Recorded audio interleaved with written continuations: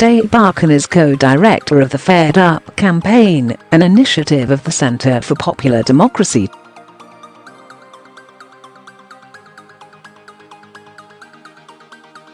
The opinions expressed in this commentary are solely those of the author. CNN. I've spent my career as an advocate for economic justice, fighting for basic fairness for working families.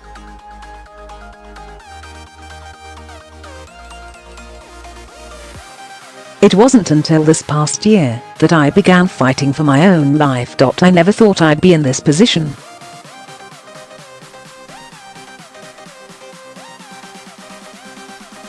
A year ago, I was healthy, taking morning runs on the California coast and looking forward to a new life with my newborn son, Carl.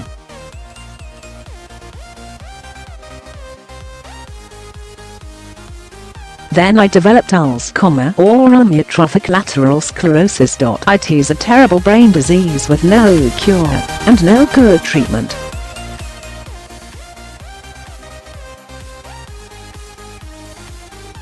Every week, it's making me a little more paralyzed. Today, I walk with a cane. I have trouble breathing.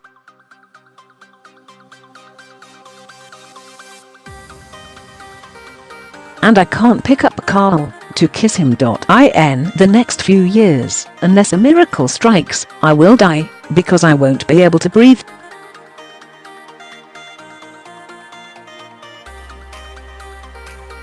Or I'll continue to live, hooked up to a machine that breathes for me. This reality is hard enough to face.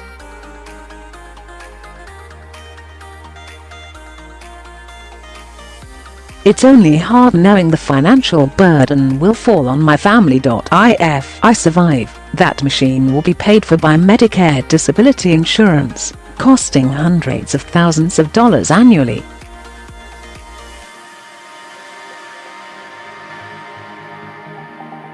But the Republican tax plan would throw that insurance into jeopardy. The bill would raise the deficit by more than $1 trillion, automatically triggering cuts that would devastate our country's safety net.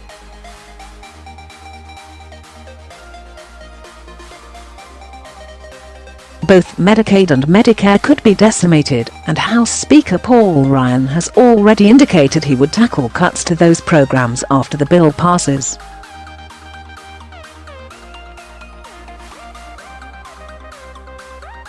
If he does, I may not be able to get the ventilator I need to stay alive. My family might not have the insurance it needs to make ends meet and afford my care.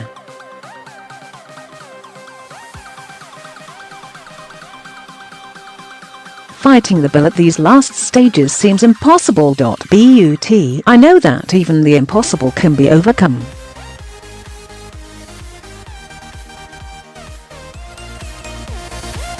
Before my diagnosis, I started a campaign called Fed Up, fighting for what seemed an unattainable goal: reforms to the Federal Reserve to make it more accountable to low-income communities of color.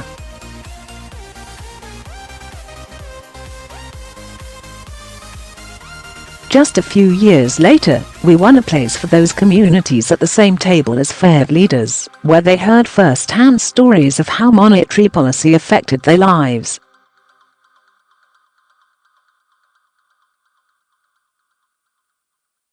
Through those conversations, we won unheard-of victories, including a promise for Fed accountability in the Democratic platform.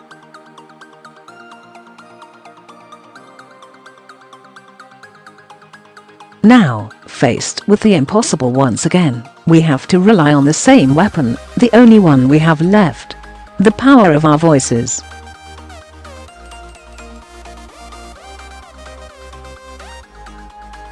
Republican politicians need to hear those voices. They need to take the blinders off and recognize what this bill will really do to people like me.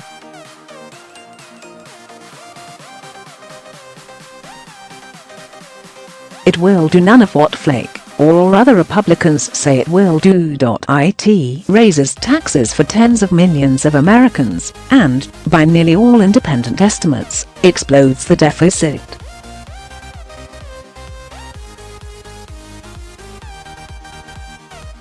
It It will widen inequality.And by stifling opportunities for people like me and my family. It will put the brakes on growth and progress for the whole country.